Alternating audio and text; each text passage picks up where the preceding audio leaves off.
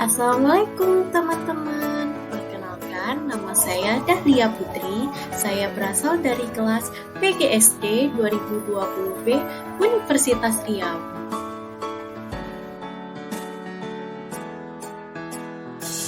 Beranjak dari judulnya, yaitu perkembangan kurikulum di Indonesia, video ini bertujuan untuk melengkapi nilai ujian tengah semester pada mata kuliah telaah kurikulum. Dengan dosen pengampunya, Ibu Dr. Jessie Alexander Alim MPD dan Ibu Intan Kartikasari SPD MPD.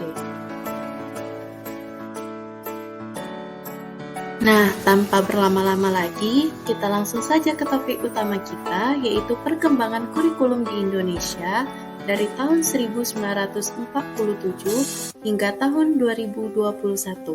Stay tune ya teman-teman. Didefinisikan, kurikulum adalah perangkat mata pelajaran dan program pendidikan yang diberikan oleh suatu lembaga penyelenggara pendidikan yang berisi rancangan pelajaran yang akan diberikan kepada peserta pelajaran dalam satu periode jenjang pendidikan.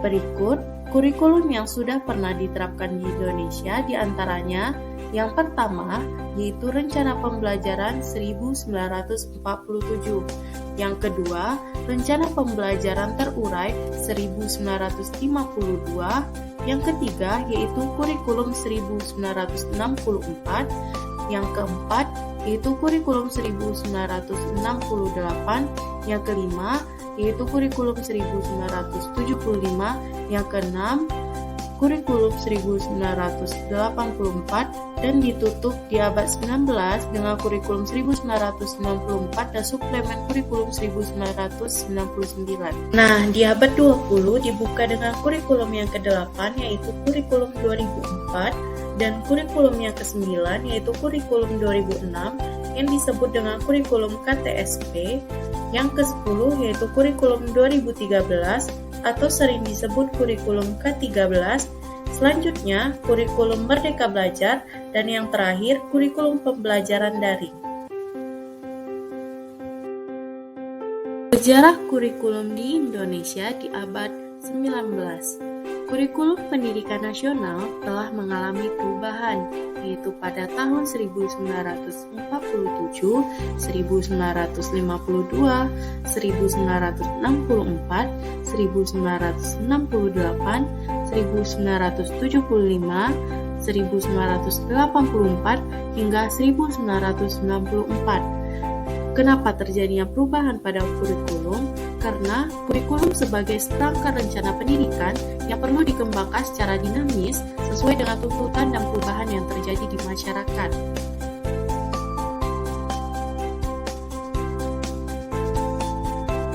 Perkembangan kurikulum di Indonesia yang pertama yaitu Rencana Pembelajaran 1947, berikut penjelasannya.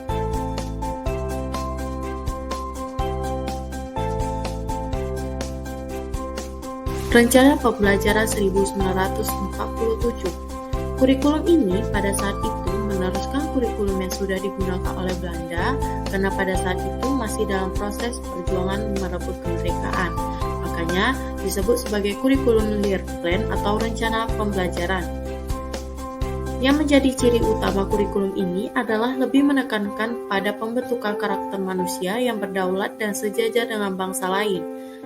Rencana Pembelajaran 1947 mengurangi pendidikan pikiran yang diutamakan pendidikan watak, kesadaran bernegara dan bermasyarakat, materi pembelajaran yang dihubungkan dengan kejadian sehari-hari, dan perhatian terhadap kesenian dan pendidikan jasmani.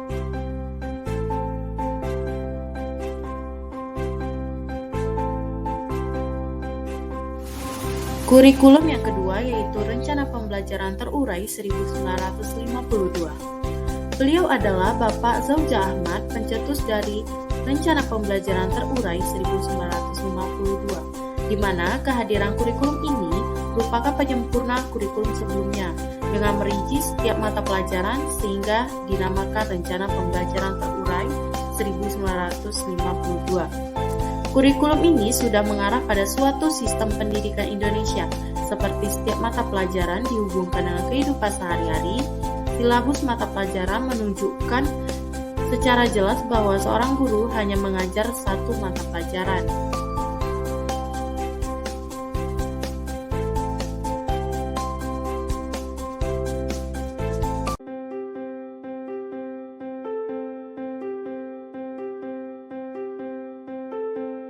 Kurikulum yang ketiga yaitu kurikulum 1964 yang dimana pemerintah kembali menyempurnakan sistem kurikulum pada tahun 1964 yang dinamakan Rencana Pendidikan 1964.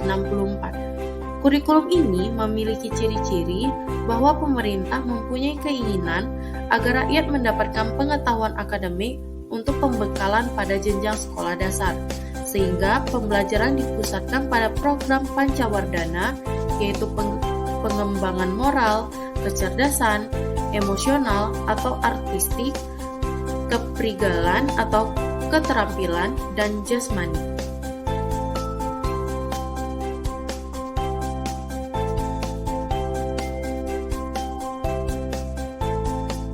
Kurikulum yang keempat yaitu kurikulum 1968. Beliau adalah Bapak Zauja Ahmad, tokoh yang sangat berperan penting dalam pembentukan kurikulum di Indonesia.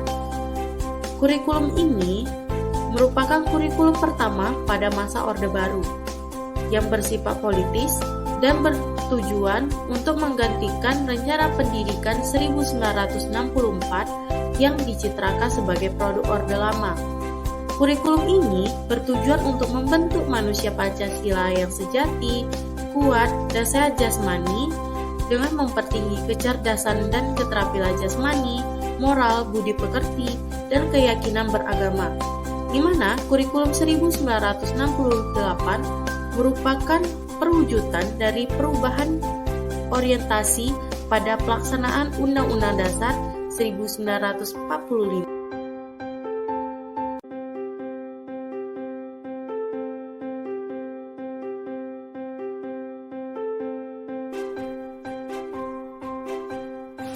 Kurikulum yang kelima yaitu kurikulum 1975.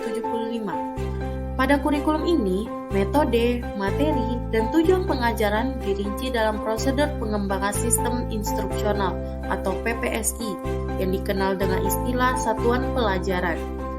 Satuan pelajaran yaitu rencana pelajaran setiap satuan bahasa, di mana setiap satuan pelajaran dirinci lagi, baik itu petunjuk umum, tujuan instruksional khusus atau TIK, materi pelajaran, alat pelajaran, kegiatan belajar dan mengajar, dan evaluasi.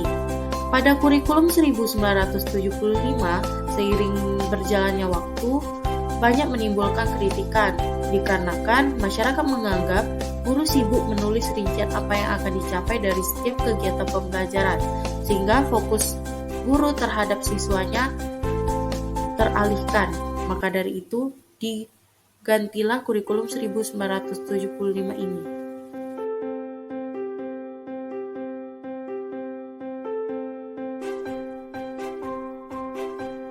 Kurikulum yang keenam yaitu kurikulum 1984.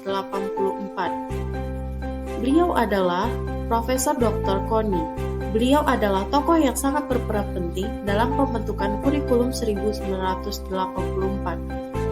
Kurikulum 1984 mengusung pendekatan proses keahlian. Meski mengutamakan pendekatan proses, tapi faktor tujuan tetap penting. Kurikulum ini sering disebut dengan kurikulum 1975 yang disempurnakan, di mana pada proses pembelajaran, posisi siswa ditempatkan sebagai subjek belajar, yaitu dari mengamati sesuatu, mengelompokkan, mendiskusikan, hingga melaporkan. Model ini disebut dengan cara belajar siswa aktif atau CBSA. Maka pada tahun 1984 kurikulum ini diterapkan.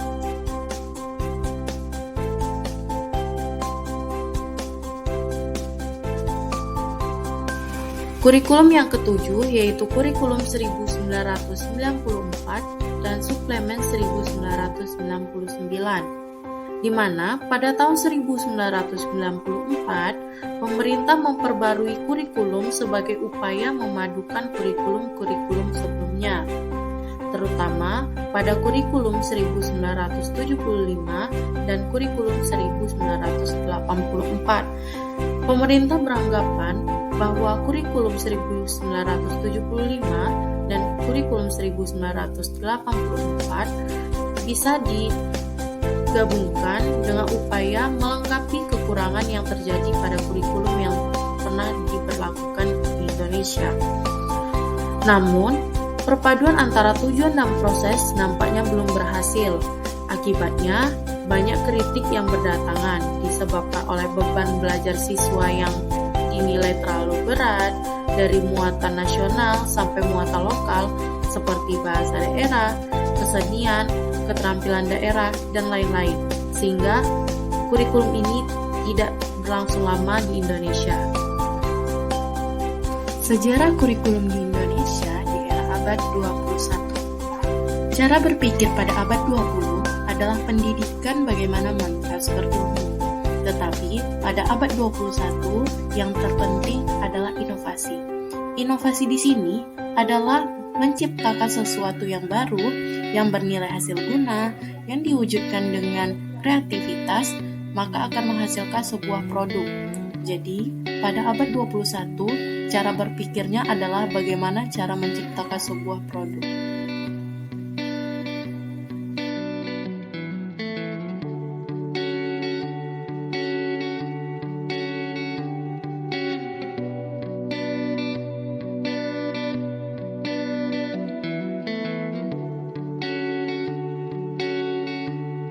Kurikulum yang ke-8 yaitu kurikulum 2004 atau kurikulum KBK. Pada tahun 2004 diluncurkan kurikulum berbasis kompetensi yaitu KBK sebagai pengganti kurikulum 1994. Kurikulum KBK merupakan suatu program pendidikan yang berbasis kompetensi yang memiliki 3 unsur pokok. Yang pertama yaitu pemilihan kompetensi sesuai spesifikasi.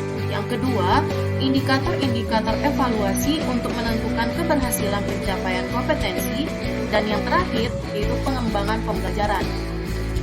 Untuk itu, dibentuklah kurikulum KBK atau kurikulum 2004 sebagai kurikulum yang diterapkan di Indonesia di tahun 2004.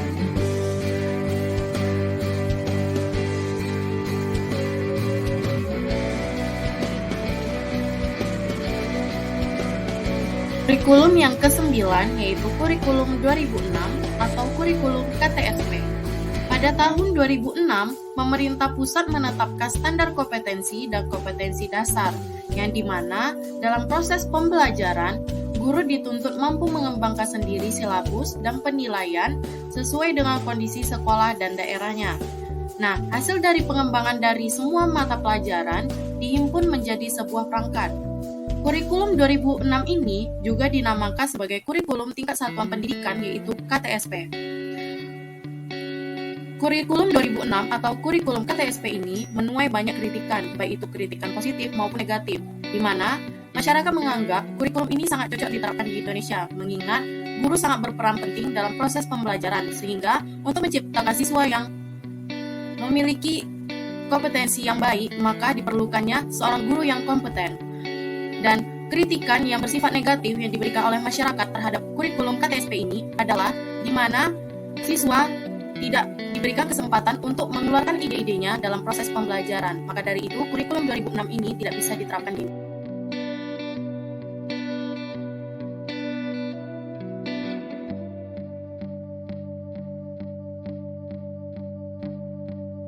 Selanjutnya, kurikulum yang ke-10 yaitu kurikulum 2013 atau disebut sebagai kurikulum K13. Kurikulum 2013 memiliki 3 aspek penilaian, yaitu aspek pengetahuan, aspek keterampilan, dan aspek sikap dan perilaku.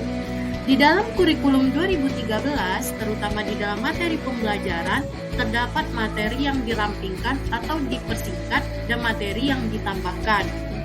Nah, materi yang dirampingkan terlihat ada di materi bahasa Indonesia, ilmu pengetahuan sosial, pendidikan Pancasila dan kewarganegaraan, dan sebagainya. Sedangkan materi yang ditambahkan yaitu materi matematika.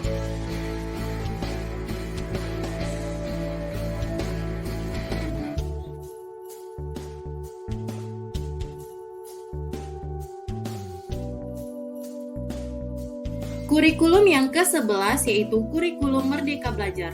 Tokoh yang berperan penting dalam pembentukan kurikulum Merdeka Belajar yaitu Bapak Nadiem Makarim selaku Menteri Pendidikan dan Kebudayaan di Indonesia.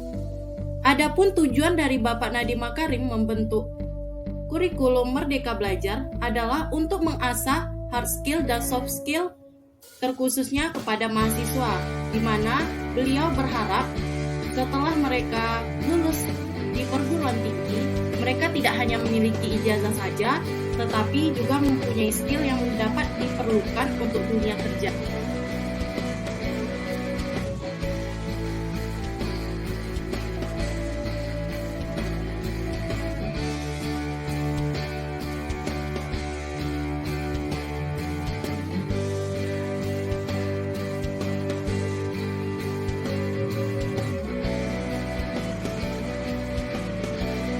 Selanjutnya, kurikulum yang terakhir yaitu kurikulum pembelajaran daring.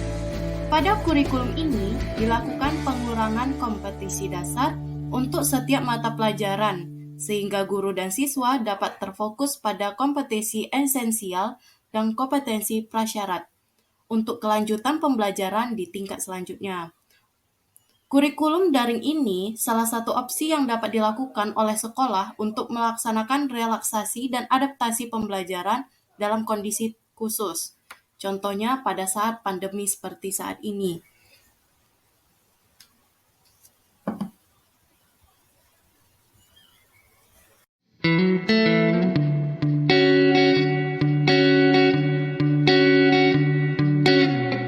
Cukup sekian penjelasan mengenai perkembangan kurikulum di Indonesia dari tahun 1947 hingga tahun 2021. Terima kasih kepada teman-teman semua yang sudah menonton dan memantengin terus video dari saya.